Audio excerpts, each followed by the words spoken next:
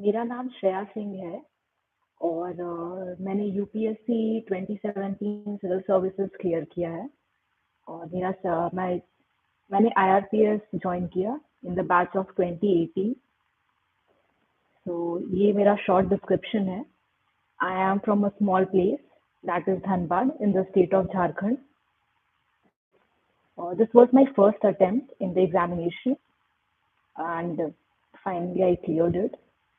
So this was my brief journey. तो आज का जो लाइव सेशन है मैं 3 पार्ट्स में डिस्ट्रीब्यूट करूंगी। Firstly that is prelims, mains and interview. तो जो प्रीलिम्स का पार्ट है that many of the candidates do underestimated, लेकिन मुझे लगता है कि ये पार्ट जो है बहुत ही इम्पोर्टेंट है बिकॉज ये एक काइंड ऑफ गेट है, it's a kind of entry to the examination. तो चाहे आप कितना भी मेंस का प्रिपरेशन कर लो, अगर आपने प्रीलिम्स क्लियर नहीं किया तो you won't be able to even get the mains. So it is very important to first clear prelims. So never underestimate prelims. And for people who are not good at objective type questions, I think this is the most difficult stage. So I am one of them for whom objective questions difficult rahe hain, and all the options always seemed similar to me. तो finally 2 तो eliminate कर लेती थी but last 2 में बहुत confusion होता था। तो I think prelims is a place where you should always focus. Prelims में अब सिलेबस बहुत वास्ट है, बहुत ही वास्ट, तो उसको पार्ट्स में डिवाइड करना होता है and specially here you have to choose your sources very carefully because sources तो ज़्यादा हैं, बहुत सारा मटेरियल है, बहुत सारे एमसीक्यूज मिलेंगे मार्केट में, ऑनलाइन कोचिंग इंस्टीट्यूट्स के, बट वहाँ आपको बहुत ही केयरफुली चूज करना है कि कौन सा सोर्स आपको सबसे ज़्यादा सूट करता है एंड कौन सा सोर्स आप मिनिमल टाइम में उसको कवर कर सकते हो। तो जैसा कि जानते हैं 2 पार्ट्स हैं प्रीलिम्स का, एक करंट अफेयर्स है और एक स्टैटिक है। अब जो स्टैटिक पोर्शन है उसको भी लोग अंडर एस्टिमेट करते हैं and people do read a lot of current affairs. तो ये कुछ मिस्टेक्स हैं जो मतलब मैंने भी करी हैं और बाकी लोग भी करते ही करते हैं। तो do not underestimate static at all. In static, you have to cover the syllabus. You have to cover each and everything given in the syllabus. So basically, before telling anything in detail about prelims, mains and interview, I would say कि आप syllabus का एक print निकाल लें and make sure that you see it every day. If not every day, once in a few days. तो उसको हमेशा देखते रहिए क्योंकि जहाँ भी आप सिलेबस से डेविएट करते हैं, आप कितनी भी मेहनत कर लो, it will not be of much use, it will be completely futile. तो ये बहुत ही इम्पोर्टेंट स्टेप है जो बेसिकली लोग मिस कर देते हैं। So after going through the syllabus, just see what are the areas that you can cover easily and जिसमें you are good, and also the areas where you have to take a lot of time and you are not too good at it. But दोनों में आपको एक balance maintain करना है। जो areas में आप अच्छे हैं, जैसे इन्वायरमेंट कुछ लोगों का अच्छा होता है, कुछ लोगों की पॉलिटी अच्छी होती है, तो ऐसा नहीं है कि उसको पढ़ना छोड़ देना है या उसी को पढ़ते रहना है। जो आपको आता है, सपोज आपकी ज्योग्राफी अच्छी नहीं है लेकिन आपकी पॉलिटी अच्छी है, तो ज्योग्राफी को भी आप इग्नोर नहीं कर सकते और पॉलिटी को भी आप इग्नोर नहीं कर सकते। आपको दोनों में एक बैलेंस मेंटेन करना है। जो बहुत ही खराब है आपका या जो एवरेज है उसको थोड़ा सा ऊपर ले जाना है, और जो आपका सब्जेक्ट बहुत स्ट्रॉन्ग है उसको आपको गुड रखना है, उसको भी आपको पढ़ना नहीं छोड़ना है, उसको एक्सेस नहीं पढ़ना है। So these are kind of things that you have to keep in mind. तो प्रीलिम्स की मेरी ये स्ट्रैटेजी रही थी कि I try to cover all the basic books. तो हिस्ट्री के लिए मैंने स्पेक्ट्रम पढ़ा पूरा, and for history I also refer to NCERT, that is ancient, medieval और मॉडर्न। और सबसे ज़्यादा इम्पोर्टेंस इसमें मैंने मॉडर्न को दिया क्योंकि एंशिएंट और मिडाइवल में मुझे डिफिकल्ट होता था याद रखने की ये चीज़ें। फाइन आर्ट्स के लिए मैंने 11th की एक बुक आती है फाइन आर्ट्स की, वो मैंने पढ़ी थी and it is quite good enough. So while you are reading all these things, एक चीज़ हमेशा ध्यान में रखिएगा कि ये आपको, specially for history, don't read it like you have to memorise it only. Once you keep start thinking of things in a flow, जैसे आप हिस्ट्री पढ़ेंगे और आप उसमें इंटरेस्ट लेते हैं and you are reading it as a story, तो ऐसी चीजें ग्रास्प करना बहुत आसान हो जाता है। क्योंकि जो मॉडर्न इंडिया के क्वेश्चंस हैं वो जनरली ऐसे आते हैं कि फॉर एग्जाम्पल क्रोनोलॉजी अरेंज करनी होती है चीज़ों की। तो इवेंट्स की क्रोनोलॉजी आप तब तक नहीं अरेंज कर सकते जब तक आप उनको बस मेमोराइज कर रहे हैं। मेमोराइज की हुई चीज़ें बहुत जल्दी आप भूल जाएंगे। तो बेटर है कि आप उसको एज अ स्टोरी पढ़ें। Try to inculcate it. आप सोचिए वो कैसे कैसे क्या क्या चीज़ें हुई, कैसे गांधी जी ने स्टार्ट किया और कैसे उन्होंने एंड किया। So if you think it as a story, the entire freedom struggle, it will be very easy. वो बहुत ईजी हो जाएगा आपके लिए। Same goes for culture. Culture में जनरली हम लोगों को लगता है कि नहीं, ये स्टैटिक पोर्शन है, इसमें हमें हर चीज याद करनी है। नहीं, आप उसके इवोल्यूशन को ट्राई कीजिए कि आप समझ पाए। Once you try to like understand the complete evolution, आपके लिए आसान हो जाएंगी चीजें। Apart from the static portion, तो प्रीलिम्स का जो दूसरा इम्पोर्टेंट पार्ट आता है वो है करंट अफेयर्स। तो करंट अफेयर्स दो एंगल्स से इम्पोर्टेंट है। एक तो कि एग्जाम में डायरेक्टली करंट अफेयर्स आ जाएंगे, और दूसरा कि अगर डायरेक्टली करंट अफेयर्स नहीं भी आते हैं तो जो चीज़ें ऑलरेडी न्यूज़ में हैं, उस उन उन चीज़ों से रिलेटेड आपसे क्वेश्चंस पूछी जा सकती हैं। तो बहुत सारे ऐसे एग्जाम्पल्स हैं अभी फिलहाल जिसको आप लोग डायरेक्टली, इवन तो वो नहीं पूछी जाएंगी एग्जाम्स में, बट उनसे रिलेटेड जो आपका स्टैटिक पोर्शन है वो जरूर पूछा जाएगा। फॉर एग्जाम्पल, अगर अगर कोई पर्टिकुलर कल्चरल इवेंट है न्यूज में, तो उससे रिलेटेड जो आर्ट एंड कल्चर है और किस एरिया में वो डेवलप हुआ, तो ये चीजें आपसे पूछी जा सकती हैं। फॉर एग्जाम्पल, अभी रिसेंटली एक जीआई टैग मिला एंड मखाना को।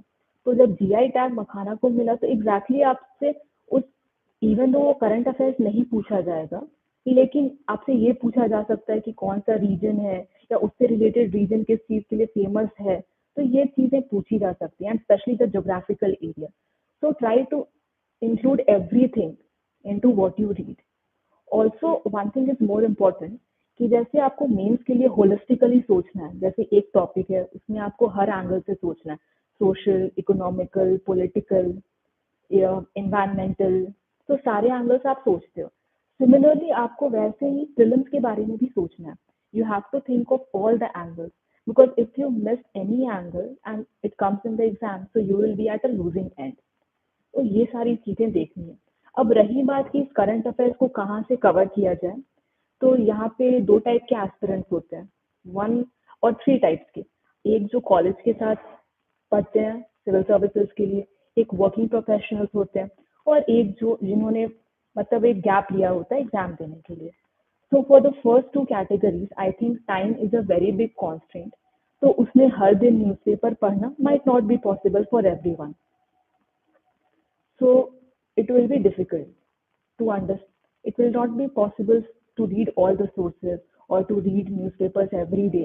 तो उस केस में आप ऐसा कर सकते हैं कि कोई भी मैगजीन उठा सकते हैं आप, न्यूज़पेपर, जो न्यूज़पेपर बेस्ड होते हैं, बहुत सारे कोचिंग इंस्टीट्यूट्स हैं, तो आप उनसे पढ़ के आप उसकी समरी बना लीजिए। You read the magazines and whatever you find important, you note it down somewhere और द अदर, बिकॉज वो मैगजीन्स भी बहुत ह्यूज होती हैं एंड एंड में you have to revise everything. So whatever strategy you make sure that you have enough time for revision. And I tell you that the basic books you have to revise as many times as possible. I revise it 5 to 6 times. So that I find it very optimum. Another question is regarding the main strategy. So for main strategy, again, you have a very important thing that is optional, and optional differs for everyone. My optional was law and it was my graduation subject. तो मुझे उसमें ज़्यादा दिक्कत नहीं आई and I did not go for any kind of coaching or any kind of this test series for it. Whatever I did, I just did it on my own. I wrote answers of past few years question papers and like 10 years or something, and then I kept on revising it. And for my optional questions जो है वो repeat हुए, maybe not in the same language, but the spirit of the question was the same. तो past year के question papers मेरे लिए बहुत helpful रहे। फॉर दोज पीपल जिनके लिए उनके ऑप्शनल के लिए ज़्यादा ऑप्शंस नहीं होते, this strategy might be helpful because no strategy is foolproof, everyone keeps on evolving their strategy. तो मेरे लिए ये बहुत हेल्पफुल था कि मैंने पास्ट 3 ईयर्स के क्वेश्चन पेपर्स उठाए और उनको रिपीटेडली प्रैक्टिस किया, और एक एक क्वेश्चन को मेरी 2 बार भी प्रैक्टिस किया, which I found very important and they were there in the question paper. Now the second part comes of general studies.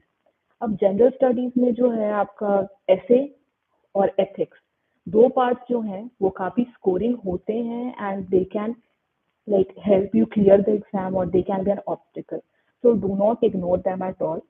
So I generally towards the end of the examination started writing one essay for every week, and I evaluated it myself and also got it evaluated from my mentors and friends. तो वहाँ पे वो चीज़ काफ़ी helpful रही, क्योंकि जैसे आपको हर week का जो ऐसे है उसमें आपको इम्प्रूवमेंट देख मतलब आपको दिखना चाहिए, and you make sure that whatever errors you are making in the essay you write it down in the end, because जब तक आप ऐसे कोई जो भी किसी भी चीज़ की शॉर्टकमिंग्स आप नहीं लिखते हो तो आपको नेक्स्ट वीक तक वो याद भी नहीं रहेगी। So make sure that you keep jotting down whatever mistakes that you're making and try to improve them the next week. This goes for essay. Also for essay आप देखिए कि अभी current में क्या चल रहा है, what is there in the present world that is relevant to the exam, and also past year के question papers देखिए, because बेसिक क्राइटेरिया जो बेसिक चीज़ें जो सोसाइटी में हैं वो कभी नहीं चेंज होंगी। For example women empowerment, this topic is never going to change, farmer crisis, agriculture, and then you have this technology. ये सारी ऐसी बेसिक चीज़ें हैं जो चेंज नहीं हो सकती हैं, जिनके अराउंड टॉपिक्स चेंज हो सकते हैं। So this should always be the core of your ऐसे प्रिपरेशन। ऐसे टॉपिक्स उठाइए, ये तो बस एग्जाम्पल्स थे, लेकिन आप ऐसे बहुत सारे टॉपिक्स उठा सकते हैं जो कोर एरिया फॉर्म करते हैं, और उस कोर एरिया के अराउंड आप टॉपिक्स देखिए कि क्या टॉपिक्स हैं जो रेलिवेंट हैं। Now try to prepare essays on those topics.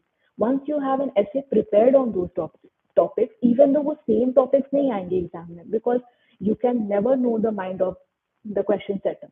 But हाँ, जब वैसे similar kind of ऐसे टॉपिक्स आएंगे एग्जाम में, at least you will have something in your mind rather than being unprepared. So I think 10 to 15 topics ऐसे जो हैं आप प्रिपेयर करके रखिए। नाउ ऐसे के बाद आता है ethics. Now ethics is something that is very subjective. Ethics में आप you have to be completely like dependent on you yourself, and that is your conscience. तो आपको हमेशा क्या सही है क्या गलत है, what is the type of steps that you will take by in any kind of situation, ये आपको decide करना होता है। So when I was an aspirant, this is what I implemented, and it's been 3 years since I'm in service and 1 year of working experience. I think this is the subject that actually helps you everywhere, because you are faced with dilemma every time a situation comes, and then you have to decide कि क्या सही है क्या गलत है, and you have to decide for everyone. You don't have to take a decision, and you don't have to take a step only thinking of a particular section of people. So you have to also think of yourself, you have to also think of the administration, you also have to think of the people in front of you, because thinking about yourself means what? You cannot go beyond the rules and try to do something good or bad. So you have to think in a particular framework. You have to take into consideration all the stakeholders. सारे जितने भी stakeholders उस particular problem में involved हैं, आपको उन सब के बारे में सोचना है, और तब आपको course of action suggest करना है। इसके लिए obviously everyone need not have a work experience. So for that, you have to solve. You have to think of things. You have to solve past year question papers. आपको देखना पड़ेगा. Everything you have to see. तो आपको general life में जब आप घर से निकलते हो क्या सिचुएशंस आती हैं, एक ऑफिसर की लाइफ में क्या प्रॉब्लम्स आती हैं, क्या कंडीशंस होते हैं, आपको सब पढ़ना होगा, और ये सारा आपको क्वेश्चन पेपर से ही मिलेगा कि क्या चैलेंजेस होते हैं, क्या क्वेश्चंस होते हैं। So that way, one part of the ethics is solved, but another part of the ethics, that is जो दूसरा पार्ट होता है, some kind of static portion, और या तो कहो कि आप वो डायरेक्टली कभी कभी पूछते हैं questions like definition and all. तो उसके लिए आपको थोड़ा बहुत every topic that is given in ethics syllabus you have to Google it, you have to try to find an explanation for it, आपको उसका एग्जाम्पल ढूंढना होगा, आपको उसका रियल लाइफ एग्जाम्पल भी रखना पड़ेगा, how it is relevant to you ये भी how it is relevant to you ये भी देखना होगा, और कोई अच्छी और कुछ बड़े नाम उनसे एसोसिएटेड जैसे एपीजे अब्दुल कलाम, महात्मा गांधी, तो इन लोगों के नाम भी आप रखिए. You have to cite examples from their life. तो इन लोगों के नोटेबल पीपल के नाम आपको अलॉन्ग विद इंसिडेंट्स आपको याद रहने चाहिए so that it will be easy for you. तो ये एक काइंड ऑफ एथिक्स की स्ट्रैटेजी रही थी मेरी. Now coming again to GS, that is GS1. In GS1 again you have history, you have geography, society एक huge portion है. तो आपको कहीं भी ये सिलेबस को अंडर एस्टिमेट नहीं करना है. आपको हर चीज सिलेबस में जो जो पॉइंट्स हैं सारे कवर कीजिए. Try to cover it from NCERT. NCERT के अलावा कुछ बेसिक बुक्स हैं जैसे कि ज्योग्राफी का जीसी लियोंग है, वो भी एक अच्छी बुक है. जो चीजें आपको एनसीईआरटी में नहीं मिलेंगी वो आपको इधर मिल जाएंगी. And for history you have spectrum and also you have the NCERT. I think इतना अगर आप याद कर लेते हो तो it may be sufficient for you because you have to in the end keep on revising. उसके अलावा सोसाइटी के लिए आपको न्यूज़पेपर्स पढ़ते रहने होंगे. You have to be very updated with it and you have to read few of the static topics. तो इसमें मैंने स्टैटिक टॉपिक्स में नहीं पढ़ पाई थी, तो मैंने बेसिकली जो भी न्यूज़पेपर में आता था उस पर एक answers लिखे थे. So that worked for me. Now coming again to very important thing, very important thing. Now every aspirant, जितने भी aspirants होते हैं उन सबके plus points होते हैं and minus points होते हैं. So for people who are good at map making, do try to include it in your answers. Maps can play a very important role even when they are not asked. कोई geography का question आपसे नहीं पूछा जाएगा कि flooding वाले आप areas map पे दिखाओ, but if you show it it will definitely fetch you additional mark. So goes with history. History में किसी पर्टिकुलर रूलर के बारे में पूछते हैं, what you can make sure is that if you are good at map making, if you are good at drawing, you can obviously include it in your answers. So that will be quite helpful and it will fetch you marks. For people who are not good at math, please do practice. It is an advice because I think that makes your answer very unique and it will be quite helpful. अब GS2 पे आते हैं. So since my optional was law, it helped me a lot in polity. तो polity में आप लक्ष्मीकांत पढ़िए और revise कीजिए. It will be very good for prelims. But for mains you have to look into too much of current affairs. जो current affairs में topics आ रहे हैं जो रेलिवेंट हैं उनको पढ़िए, उनको लक्ष्मीकांत से पढ़िए और उनका एक basic article of the constitution लिख लीजिए. क्या उसका जो स्टैटिक एरिया सराउंडिंग है वो भी लिख लीजिए. So you have, see, note making is an important process in the exam and you can't make notes for everything. That is also. तो कुछ कुछ चीजें जो बहुत इंपॉर्टेंट है उनके नोट्स आपको खुद बनाने पड़ेंगे. You cannot rely on someone's notes. And I would like to add that I did not go to any coaching institute. So whatever I did was self preparation in a house. So I can say that यहाँ पे these points can be covered if you are doing self preparation. Now polity के बाद और points हैं GS2 के syllabus में. You have to cover all of them. Either you can go through any kind of material that is there on the internet or you can Google, but do make sure कि आप उसका holistic perspective cover करते हैं. So for example, अगर polity में कोई question है तो डेफिनेटली सोशल, इकोनॉमिकल, पॉलिटिकल और इन्वायरमेंटल, एथिकल सारे एंगल्स तो आते हैं एक क्वेश्चन में, लेकिन आपको फोकस पॉलिटी के साइड से करना है. आपको देखना है कि पॉलिटी से ये सिलेबस के पॉइंट से आया है तो आपको उस सेंस में आपका आंसर हमेशा टिल्टेड होना चाहिए. Other point should be less relevant in that answer. So goes with economics, that is GS3, कि अगर आपका कोई क्वेश्चन है that is more relevant to economics, that is in GS3 and that is more so that will be more relevant towards economics, agriculture, etc. तो आपको अपने question आपको हमेशा अपने आंसर्स मोल्ड करने हैं. आपको देखना है कि वो क्वेश्चन इस पेपर का है, तो इवन दो आपको दूसरे पॉइंट ज़्यादा आते हैं, आपको उसको थोड़ा बैलेंस करके रखना पड़ेगा, because that is why the examiner has asked you that question in that particular paper. तो ये सारी चीज़ें आपको ध्यान में रखनी है। Try to cover all the questions that that is there in the question paper, और सारे पार्ट्स ऑफ सिलेबस आप कवर कीजिए। उन सब जो एटलीस्ट सिलेबस है उसका try to make very short notes.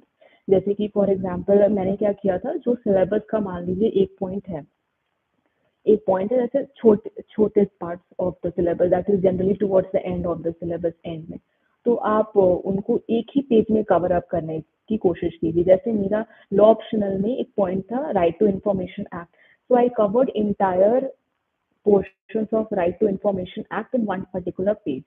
तो उससे आपका क्या होता है, try to make it in points, charts or any kind of thing that is very suitable for you, ताकि आप उसको end में revise कर सकें, because revision is the key, you have to keep on revising it again and again। Now coming to interview is also a very important stage of the examination, because for many people it does help in clearing the exam, and it is there should always be an attempt कि आप decent marks score करो interview में।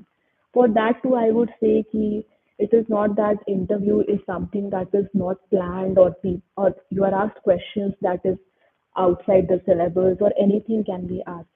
There is always a probability that there are few questions in your biodata that will be asked, that might be asked. There is high probability. So do prepare your DAF very carefully. Just try to see whatever is there in your DAF. Try to analyze each and every question that might come from it. तो आप उससे based अपनी interview का पूरा preparation कीजिए। Do not forget anything that is there in your DAF. Try to prepare things on your hobbies का जितना आपको पता है, and try to put in realistic hobbies, मतलब हॉबीज ऐसी जो आप सही में करते हो, और that is, or something that you did for a long time and you left it because of preparation or something.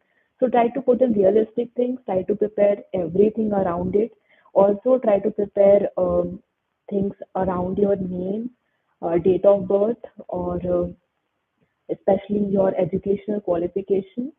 For me, I was a law student, so most of the interview was surrounded around law, and I could not answer few questions. I could answer around 85% of the questions. I could not answer all questions, but I think that is practical. You might not know everything that is being asked there, but then there you have to be very honest. You have to say sorry sir or sorry ma'am, I do not know that.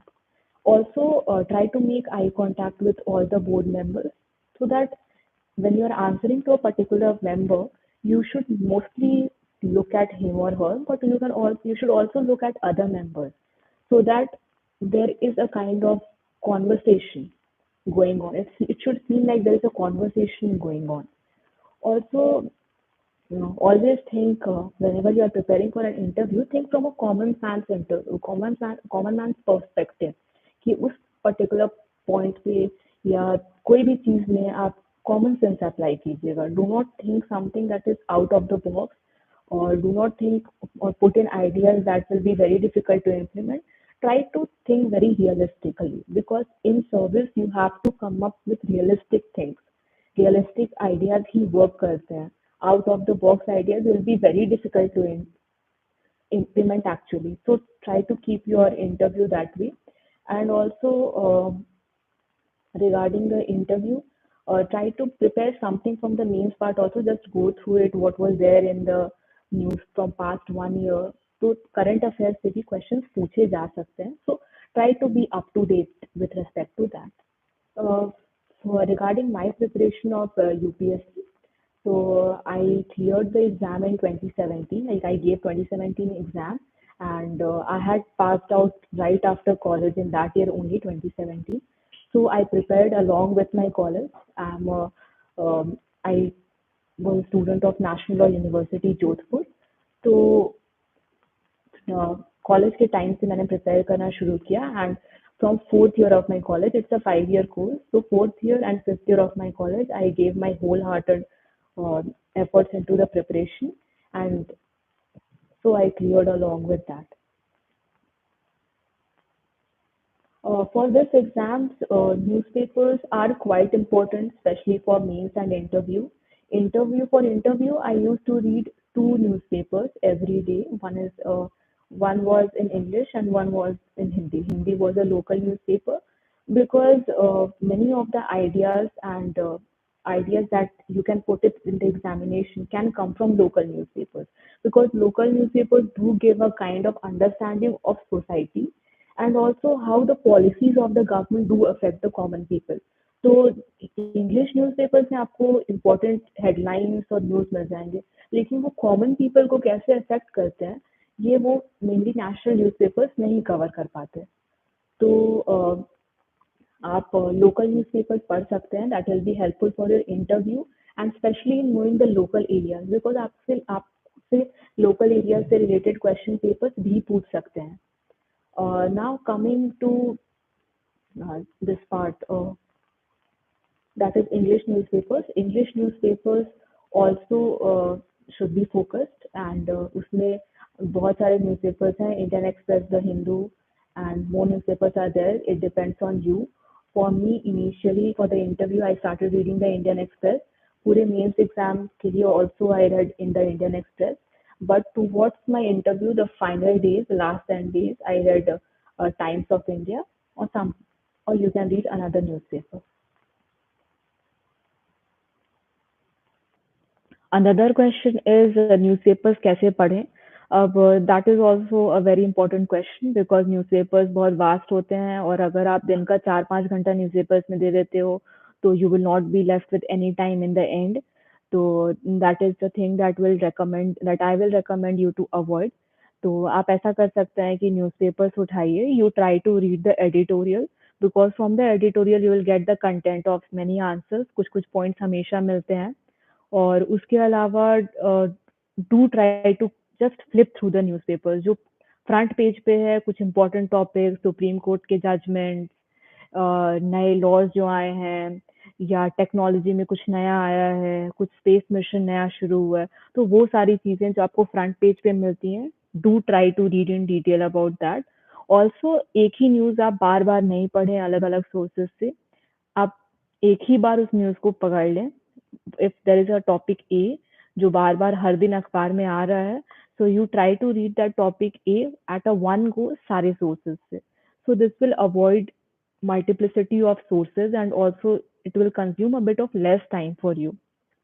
या तो आप towards the end किसी magazine का wait कर सकते हैं और वो समरी दे देंगे। So for newspapers, I don't think making notes every day is a very practical option।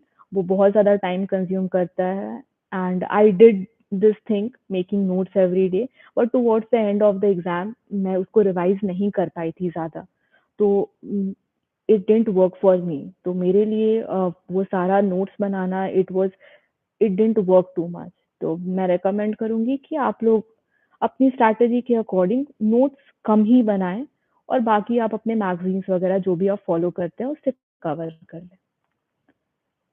Now the next question is UPSC में मैगजीन्स कितनी इम्पोर्टेंट हैं।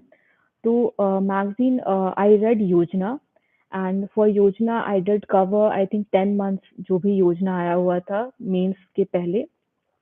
तो योजना में जो पहला पेज होता है that is editorial, that used to be written very beautifully, और अभी मैंने कुछ दिनों से नहीं पढ़ा so I don't have much idea.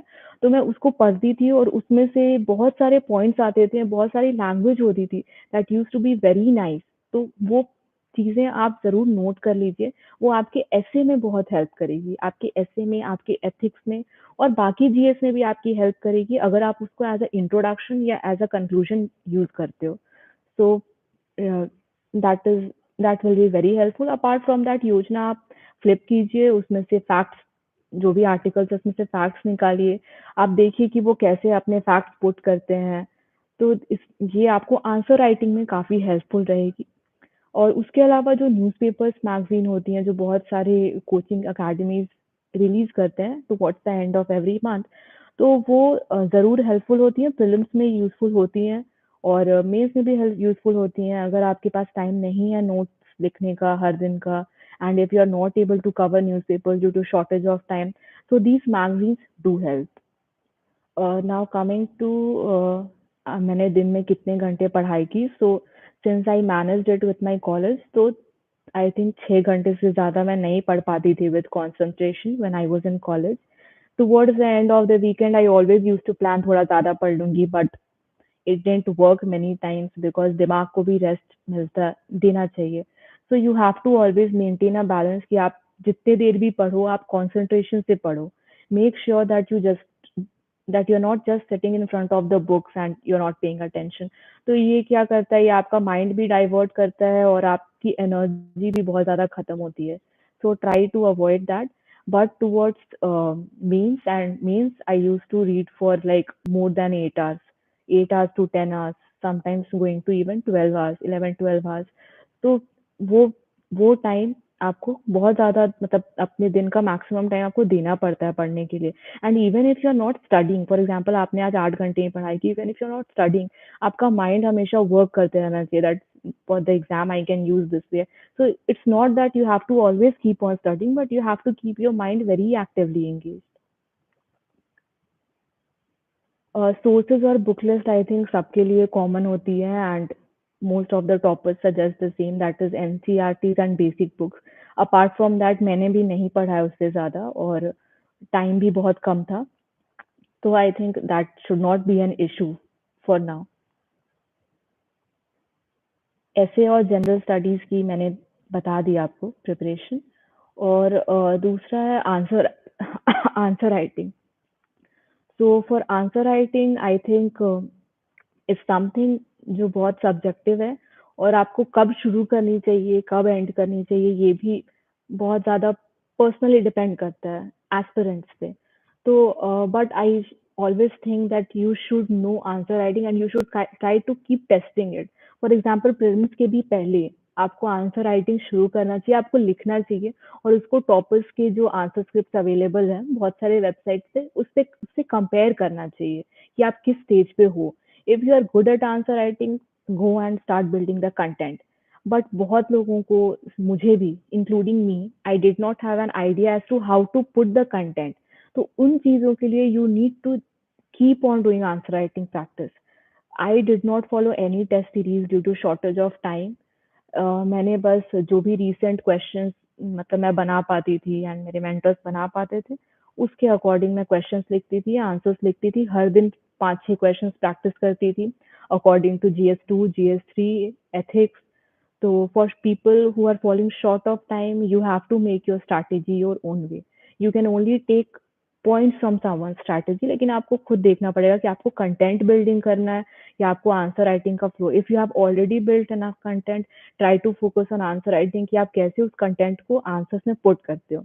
लेकिन अगर आपके पास कंटेंट ही नहीं है और फिर भी आप आंसर लिखे जा रहे हो, so that will not be of much use. Build content also, आप तब आपको दोनों तरफ देखना पड़ेगा. Content building is also very important. और आंसर्स के 3 पार्ट्स होते हैं, that is introduction, body and conclusion. अब यहाँ पे हमेशा डिफिकल्टी आती है कि पॉइंट फॉर्मेट में लिखें या paragraph. So that is again according to you, आप अपने आइडियाज जैसे प्रॉपरली पुट करते हो. मैं पैराग्राफ राइटिंग हमेशा प्रेफर करती थी, बट बीच बीच में मैंने पॉइंट्स यूज किए थे. तो जो इंट्रोडक्शन होता है आपका वो कैची होना चाहिए. It should be good enough and it should be very relevant to the question. Question पढ़ने के बाद जब भी एग्जामिनर आपका आंसर पढ़े, आप अ, अ, जब भी एग्जामिनर आपका आंसर पढ़े, तो आपको उनको सबसे पहले लगना चाहिए that this introduction is very relevant to the question that is asked. तो उससे एक फ्लो लगा रहता है and after that you have to come to the body, that is the main part of the question. And then you have to also end on a conclusive note, that is some kind of suggestion or some kind of a positive note. Always try to put things in a very positive note. So that will be quite useful in fetching marks. अब जैसे GS1 है, GS2 है, GS3. Now for GS3, this data is very important.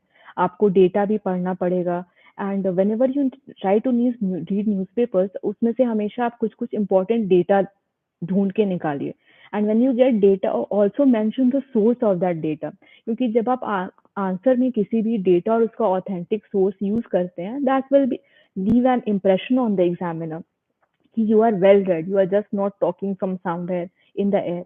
तो ये आपको आपकी authenticity बढ़ाएगा, आपके आंसर्स की ऑथेंटिसिटी बढ़ाएगा।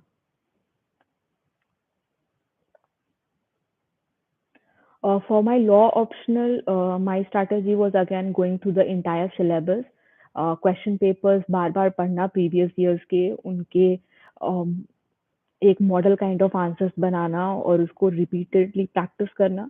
एंड वो मेरे लिए बहुत हेल्पफुल रहा, because for law there was not much strategy available of the toppers, और उसके बाद not much coaching materials are also available.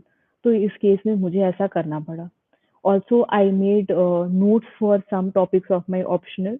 That was very important. तो आप भी ऐसा कर सकते हैं. It might be helpful for you. And I did not go for any test series. Now, UPSC में कोचिंग की कितनी इम्पोर्टेंस है, तो it again depends on you. अगर आपको बिल्कुल कुछ समझ नहीं आ रहा, there are many aspirants who do not understand कि कहाँ से इनिशिएट करना है, क्या करना है, तो उनके लिए coaching is helpful. But for people who can like read newspapers or research कर सकते हैं internet पे, for me I did not go for coaching due to shortage of time, and manage करना बहुत difficult हो जाता college के साथ, so I did not go for that. So it's a very personal option that you can do. For UPSC I have already told, previous year question papers बहुत ही important हैं।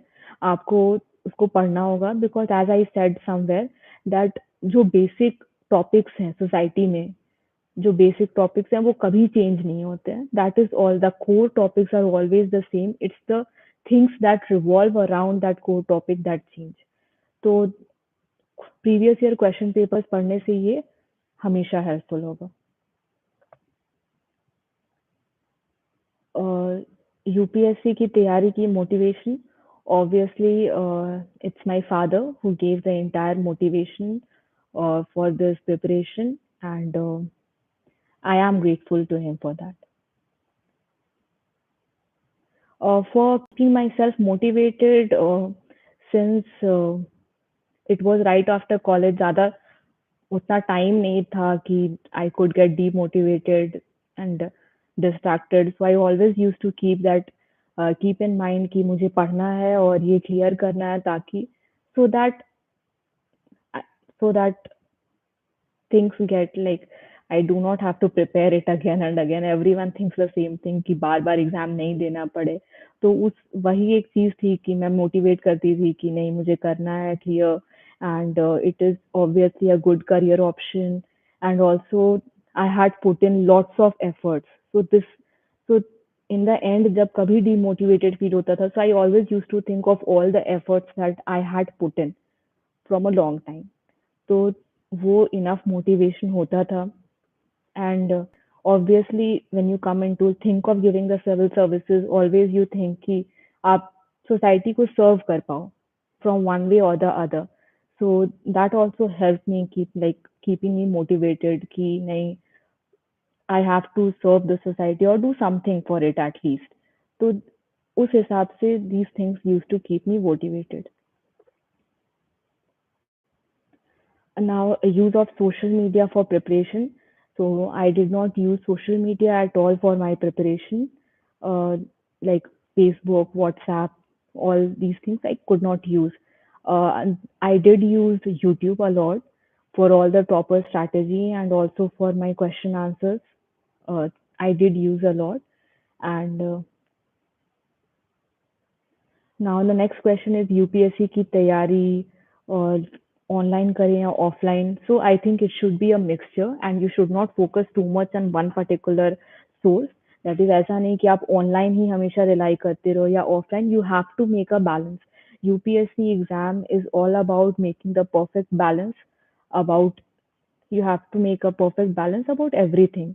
तो यहाँ पे आपको देखना होता है कि online source, offline source, subject wise everything is balanced.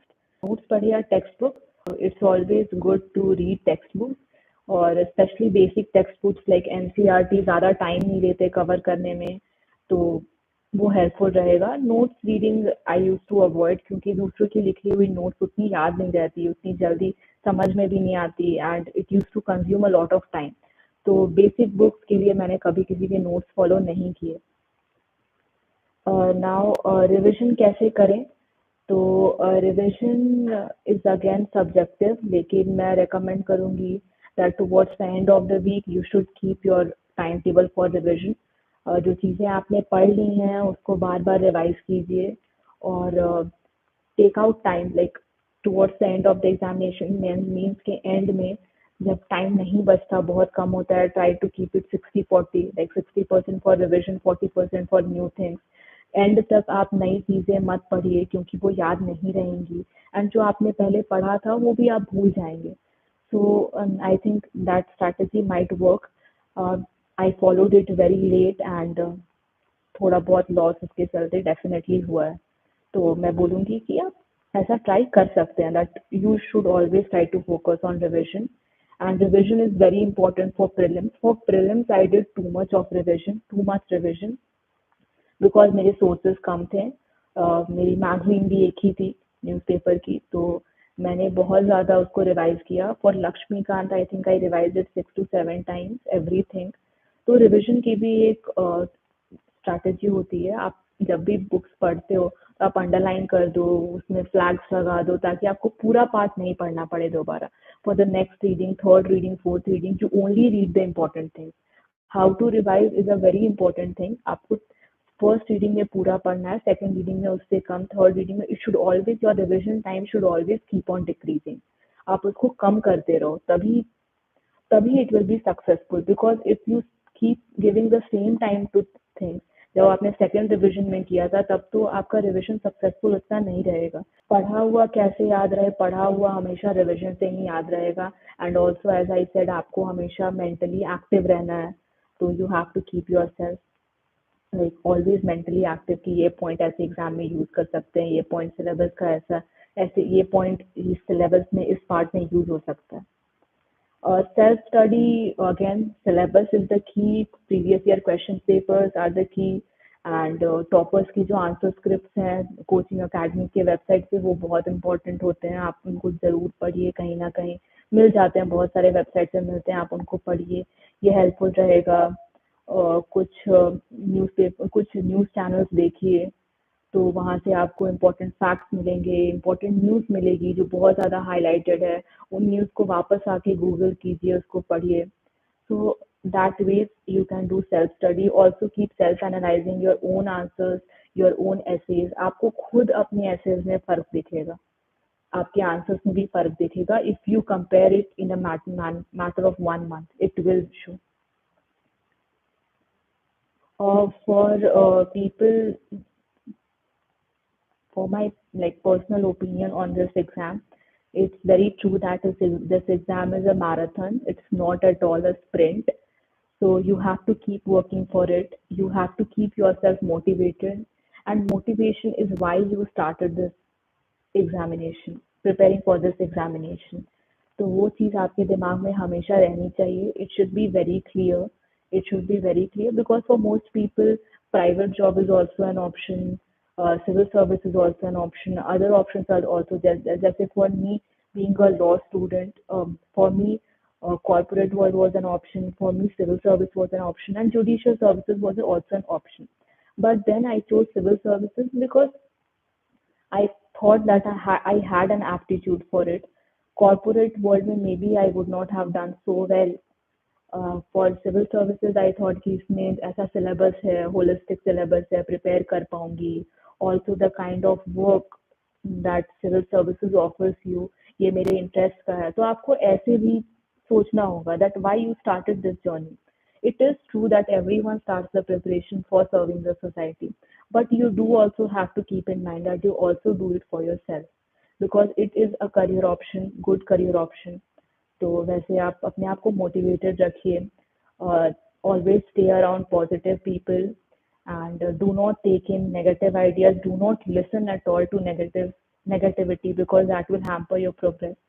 So I secluded myself from many people so that negative thoughts do not come into my mind. Stay around positive friends, your family. That will be very helpful. Now coming to बहुत सारे questions दिख रहे हैं मुझे तो कुछ questions मैं address करती हूँ. So the first question is YouTube videos of newspaper analysis plus monthly magazines से करंट अफेयर्स कवर हो जाएगा क्या? तो आई थिंक ये दोनों काफ़ी होंगे, न्यूज़पेपर एनालिसिस और मंथली मैगजीन. बट अगर आपको जैसे मैंने बताया आंसर राइटिंग में प्रॉब्लम है, तो आंसर राइटिंग आप कैसे सीखेंगे जब जब तक आप न्यूज़पेपर्स नहीं पढ़ेंगे? You won't ever know how to put in your ideas. तो थोड़ा बहुत newspaper you can read, but yes these things will be sufficient. See it's अगर सफिशिएंट नहीं भी है, अगर कुछ चीज़ें छूटती भी हैं, तो make sure that your revision is very proper. क्योंकि बहुत सारी it's a competition. It's not that you have to secure 100%. उतना it's not possible for anyone to do that. तो आप कोशिश कीजिए कि जो आप कवर कर सकते हैं कीजिए, बाकी you leave it to revision, you revise it whatever you have covered. Now another question is ma'am series wise कौन से सब्जेक्ट पढ़ने चाहिए number wise? So as I told कि सीरीज कुछ नहीं होता, नंबर कुछ नहीं होता. जो सब्जेक्ट आपको कंफर्टेबल लगता है that you can cover, always keep a deadline for this a particular subject.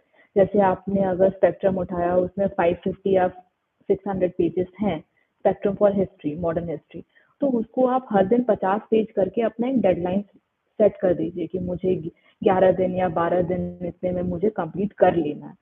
So that वे आप एक सब्जेक्ट लीजिए, उसको डिवाइड कीजिए एंड डू मेक श्योर कि जब आप सिलेबस का वो पार्ट कवर करते हैं तो आप उस पर टिक लगाइए, so that you always remember that these are the points of the syllabus that you have covered, because again you will read, you will forget. Also जो छोटे टॉपिक्स हैं और वो आपने कहीं गूगल से पढ़े हैं, इंटरनेट से पढ़े हैं या रैंडम सोर्सेज से पढ़े हैं, do make a note of it, नहीं तो वो चीज़ें आपके दिमाग में नहीं रहेंगी. उसके बाद है विदाउट रिटन नोट्स क्रैक हो सकता है क्या? Obviously without written notes also you can clear, there would be many toppers. तो मेरे पास खुद सारे सब्जेक्ट के नोट्स नहीं थे. मैंने बुक से पढ़े, मैंने जैसे modern history, ancient history, geography, मैंने कोई नोट्स नहीं बनाए एनसीईआरटी की. I just read it. NCERT already बहुत सिंपल लैंग्वेज में होती हैं, और अगर आपको थोड़ी डिफिकल्ट लगती भी है तो आप 2-3 बार पढ़िए, वो सिंपल लगेगी आपको. And it does not take much time also. तो सारे सब्जेक्ट के नोट्स बनाने की जरूरत नहीं है. But for optional and selected parts of GS जो बहुत ह्यूज हैं, और जैसे मैंने बोला कि जो छोटे टॉपिक्स हैं जो इजीली नहीं मिलते हैं, तो उनका नोट्स जरूर बना लीजिए. जीएस के लिए कितने मंथ्स देने चाहिए? See it depends on your level of preparation, but definitely try to, you have to put in like 4-5 months at least for GS preparation, entire GS, GS 1, 2, 3, 4, entire GS, because GS 1 और GS 2, GS 3 बहुत vast है, time लेगा. and for GS 4 also do not ignore, you should put in efforts for that. Then another question is reading newspaper and revision of monthly magazine से current affairs complete हो जाएगा क्या? So this is what I followed and it worked for me. See if it works for you. इसको देख के आपको अगर ज़्यादा sources expand मत कीजिए, आप ये sources देख लीजिए और कहीं कहीं से question solve कीजिए. हर दिन कुछ कुछ questions आपको खुद पता चल जाएगा whether it is sufficient or not for you. For current legal judgments, I don't know if there is a magazine.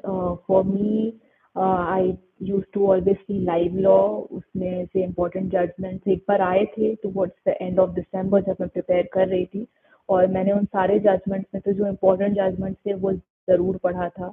जैसे उस टाइम पे right to